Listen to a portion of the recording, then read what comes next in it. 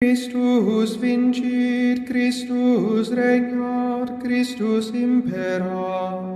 Parce que si on dit maintenant que depuis 20 ans il n'y a plus de pape, eh bien on quitte l'église pratiquement, on abandonne l'église à la dérive, on dit il n'y a plus rien dans l'église, nous on s'en va, on fait une autre église. Et ce qui arrive, c'est ce qui va pour moi arriver, c'est que ceux qui font ça vont finir par nommer un pape. Ils vont trouver, il leur faut bien un chef.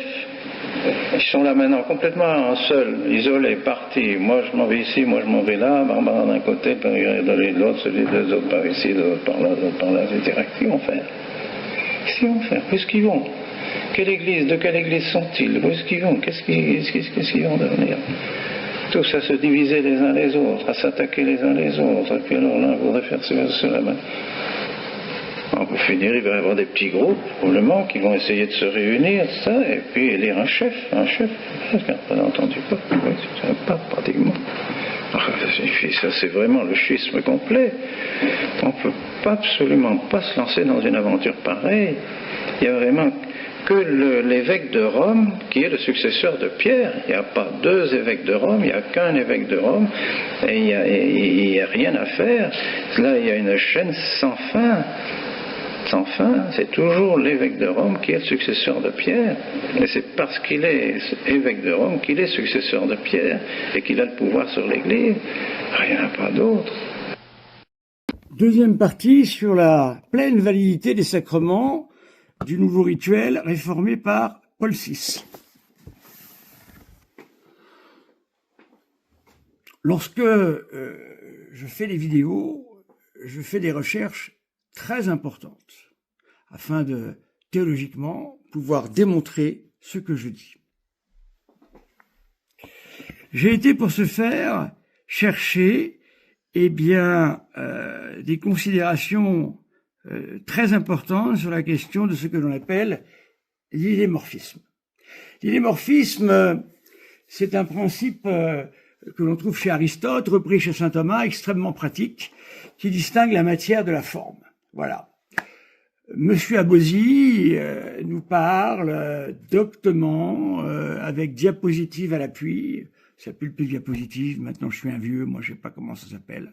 Il projette le nouveau rituel et il dit regardez savamment, il nous a fait des schémas extrêmement complexes pour nous montrer que la matière et la forme ne conviennent pas du tout pour que ce sacrement d'ordination soit valide. Alors, je vais ici dépouiller Maître Abosi d'un de ses éléments principaux, car il cherche avec sa loupe de Sherlock Holmes, il cherche à trouver la défaillance dans le sacrement de Paul VI. Ce qui sous-entendrait, monsieur l'abbé de la Chanonie, ou monsieur de la Chanonie plutôt, que Paul VI aurait changé la substance du sacrement de l'ordre. Soyez logique, puisque vous osez nous dire que Paul VI n'a pas changé la substance du sacrement de l'ordre. Alors, qu'a-t-il fait exactement pour que le sacrement qu'il propose soit objectivement invalide? Car dans un sacrement, il y a l'objectivité du sacrement et il y a la subjectivité du sacrement. L'objectivité du sacrement, c'est le sacrement lui-même, tel qu'il a été même repris. Même c'est un pouvoir du pape que de pouvoir réformer quelque peu ou un peu plus la manière dont ce sacrement est donné. Nous sommes tout de même dans une église, mes amis. Je n'avais même pas eu le temps de développer ça. Voilà un document sorti directement du DTC, qui est très important. Voilà, ce document parle des églises orientales. Voilà. Alors allez voir un petit peu les différences qu'il y a entre la messe telle qu'elle est célébrée selon les églises orientales. Voilà. Alors, au lieu d'aller chercher des histoires à Paul VI, ouvrez un peu votre intelligence à la réception des sacrements dans l'Église. Eh oui. Alors, que nous dit-on sur cette question de l'idémorphisme? Je vais vous le lire.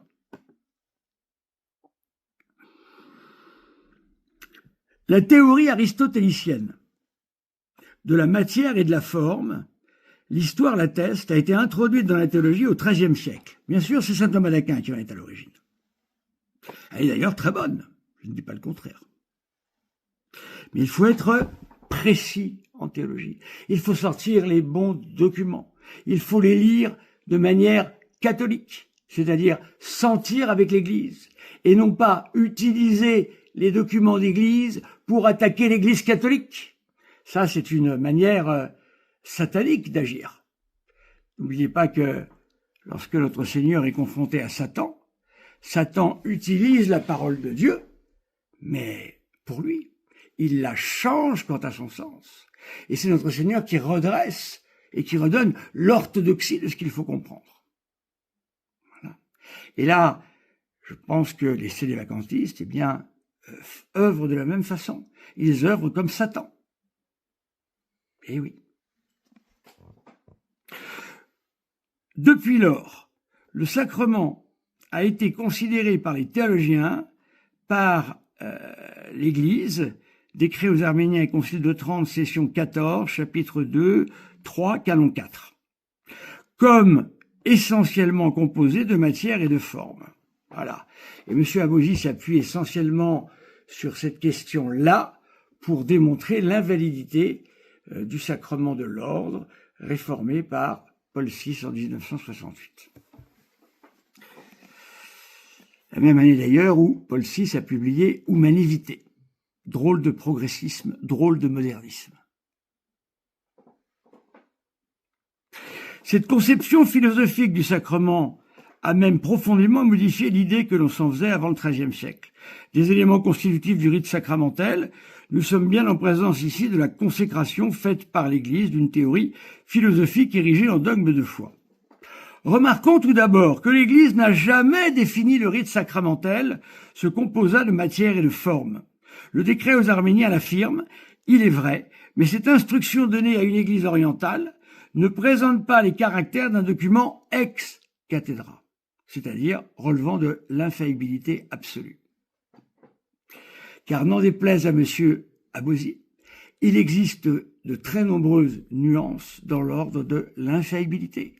Si vous voulez m'attaquer, M. Abosi, il va falloir que vous démontriez à travers des recherches importantes dans le dogme catholique, dans les décrets, dans les conciles, qu'ici, je dis n'importe quoi. Il faut que vous le démontriez.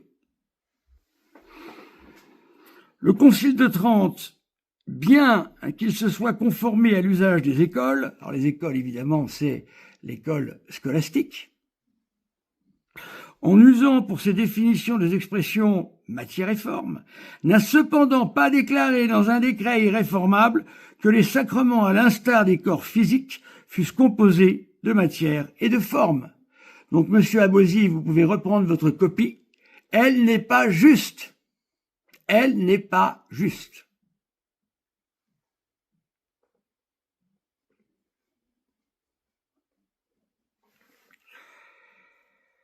Continuons. La foi du catholique n'est donc pas liée à la théorie illémorphique du sacrement, mais les documents de la foi supposent que le rite sacramentel consiste dans un geste accompagné d'une formule. Un geste accompagné d'une formule. Notre Seigneur n'est pas exigeant quant à la présentation, si vous voulez, la manière dont le sacrement est libellé. Car notre Seigneur, dans son omniscience, savait très bien qu'il y aurait des périodes plus ou moins difficiles dans l'Église. Et il a voulu que les sacrements soient toujours sauvegardés. La définition, la réalité, la res sacramentelle présentée par M. Abosi nous montre une Église catholique qui n'a plus les pouvoirs de confesser, qui n'a plus les pouvoirs d'ordonner, qui n'a plus les pouvoirs de consacrer, qui n'a plus les pouvoirs d'ordonner. C'est-à-dire que toutes les églises représentées catholiques sur la terre, eh bien, leurs tabernacles sont vides. Les confessionnaux ne servent à rien. Vous pensez vraiment que notre Seigneur a pu nous faire un jeu de cache-cache comme ça?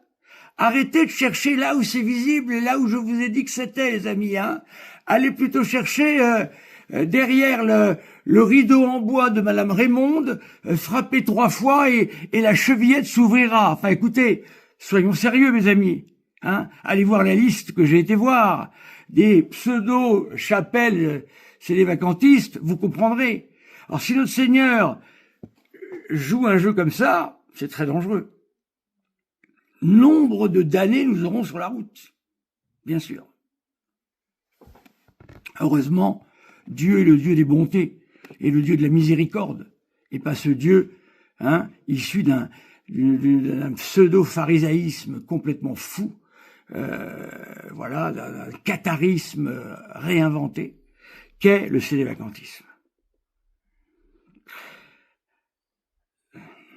Donc, il faut un geste accompagné d'une formule. C'est pas compliqué, monsieur Abosi. Un geste accompagné d'une formule.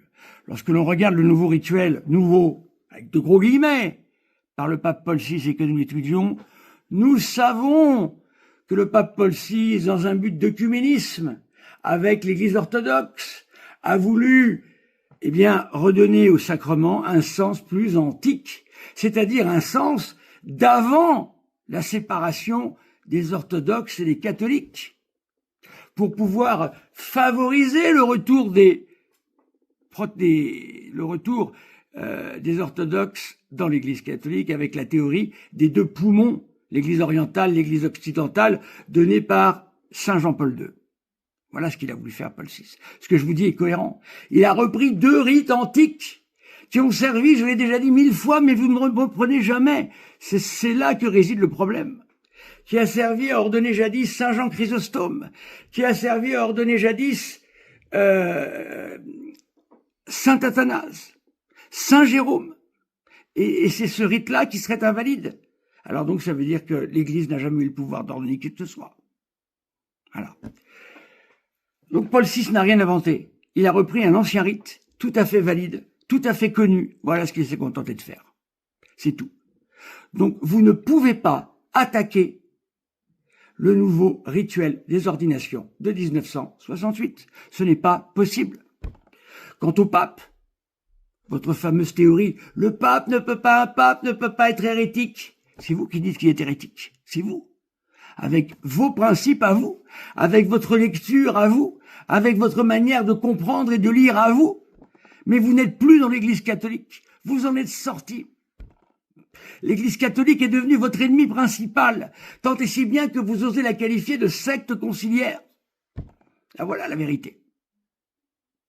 Donc nous devrions écouter votre théorie, votre théologie erronée et aventurière, et laisser de côté la Sainte Église catholique romaine. J'ai plusieurs fois démontré que le fait qu'il y ait toujours un pape sur le siège de Rome était d'ordre divin. C'est une loi divine. En la remettant en cause, c'est à notre Seigneur Jésus-Christ lui-même que vous vous prenez. Tous les petits suiveurs de Maître Abosi se rendent-ils compte de la position extrêmement téméraire et dangereuse qu'ils prennent par ce biais-là, en sortant eux-mêmes de la Sainte Église catholique, en dehors de laquelle Saint Cyprien de Carthage nous l'a bien rappelé, qu'il n'y avait pas de salut. Voilà une très grave question, mes amis. Et s'il n'y avait pas la question du salut derrière, voici longtemps que j'aurais arrêté de parler de tout ça. Mais comme il y a derrière la question du salut, je ne peux pas me taire. C'est pas possible. Aucun prêtre ne veut débattre avec moi chez les célévacantistes. Est-ce que vous trouvez ça normal que ce soit un laïc qui doive débattre avec moi, qui n'a pas fait un jour de séminaire, qui n'a eu aucun maître à citer, qui n'a aucun maître en théologie, qui lit les décrets conciliaires comme les protestants lisent la Bible, scriptura sola. Lui, c'est magistera sola. Du moment qu'il a le magistère entre les mains, il l'interprète comme il veut. Et où avez-vous joué ça, mes amis? C'est l'Église qui interprète les décrets. C'est toujours à travers l'Église que nous pouvons savoir précisément comment comprendre telle ou telle chose. C'est pour ça que, je l'avais dit le jour du débat, on n'invente pas des passages, on les prend dans le Detzinger. Voilà.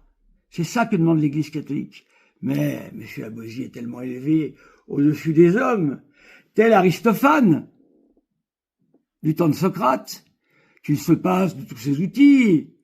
Il a ses propres livres, il a sa propre doctrine, tout va bien, bien sûr. Alors, donc je vous rappelle, un geste accompagné d'une formule, voilà, et nous savons qu'il y a un sacrement valide objectivement. Personne ne doit trouver mauvais que la théologie catholique continue à appeler matière et forme les deux éléments du rite sacramentel.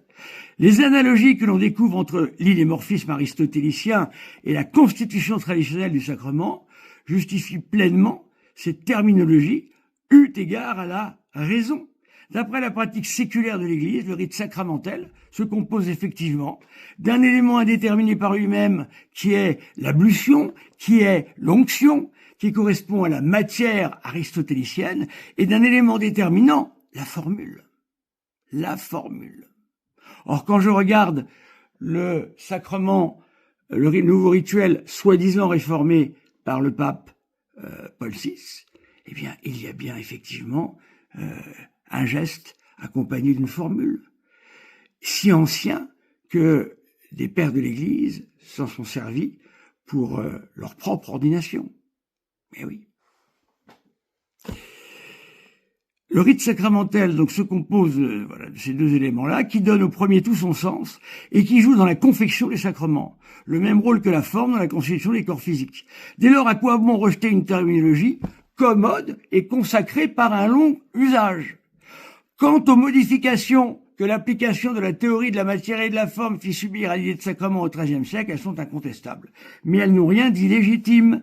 Elles portent sur plusieurs points. Voilà. Je vais faire une troisième vidéo. Christus vincit, Christus regnat, Christus impera.